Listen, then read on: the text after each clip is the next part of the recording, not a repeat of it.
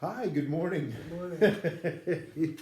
Yeah, good to be with you again for our brief daily Bible study. We are in 1 John in chapter 3, and what did we decide would be our next text? 11 and 12. Chapter 3, verses 11 and 12. So invite you to turn with us to 1 John chapter 3, verses 11 and 12, and we will continue where we left off yesterday. All right. This is the message you heard from the beginning. We should love one another. Do not be like Cain, who belonged to the evil one and murdered his brother. And why did he murder him? Because his own actions were evil and his brothers were righteous. All right. So, context. What is our author? What has he been talking about? Staying on God's path Okay. and not being led astray. Right. Being righteous. Yeah. Being righteous, not being led astray. Evidently, there were some influences in the church trying to pull people out of the church and lead them in another direction. Something like that going on. All right. And there was a lot of warning. John was giving a lot of warning against being led astray by a new message, maybe a massaged message, a little twist on the truth, which can be more dangerous than just a big fat lie, really. Just a little tweak on the truth can be much more damaging. So, John had said, I think several times, to stick to what you got in the beginning, stick to the truth that you were taught, right?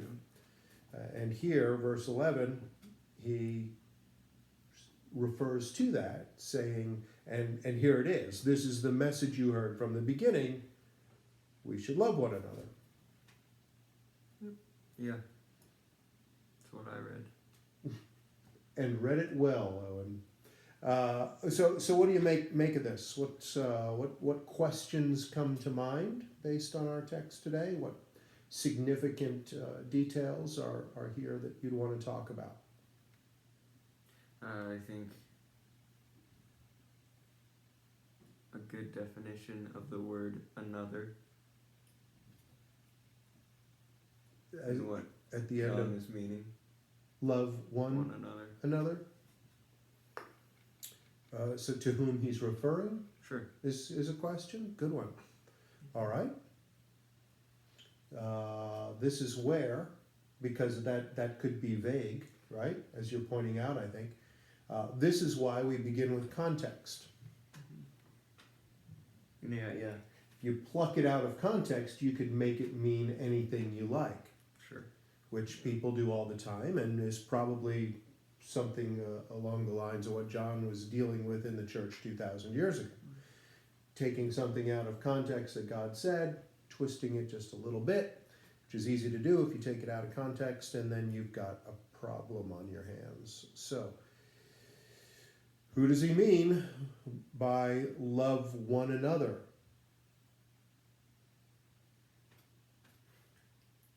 Just your brothers and sisters. Yeah. Who's he been talking about this whole time? The church. Children of God. The church. Yeah, exactly. See how context makes all the difference? Yes. All right. So, clearly that doesn't mean that we should be jerks to everyone who doesn't go to church. That's not the point. But I think given the context, we can say, okay, he's had our brothers and sisters in Christ in mind. He's had the church in mind. No reason here to see that referring to anyone other than your brothers and sisters in the church. Good. Very good. All right. And then there's an example. Right. And it's interesting because he goes way back to the beginning of the Bible, early chapters of Genesis, talking about Cain and Abel. yeah, sort of a famous case of brothers not getting along. Not that would Ever happen today. right. It's probably hard for the two of you to even conceptualize brothers treating each other in any way other than with the deepest love and admiration and unity and respect and just joy and delight in each other. But evidently once, long ago, it happened one day. And John refers to old history, even at that time, very old history, to make his case. At least give an illustration of what he's talking about. I guess a bad example is what he's giving. Right. Any thoughts on that? No. It certainly fits in with John's this schema, this light versus darkness, good versus bad, get on one team or the other. Here he goes again. Righteous versus One of the brothers was righteous and one belonged to the evil one. It's pretty stark still, right? So he still keeps beating that drum. And all right, what anything else that we should talk about in our text today? Anything that might come to your mind at home that we're not covering in our brief sort of way?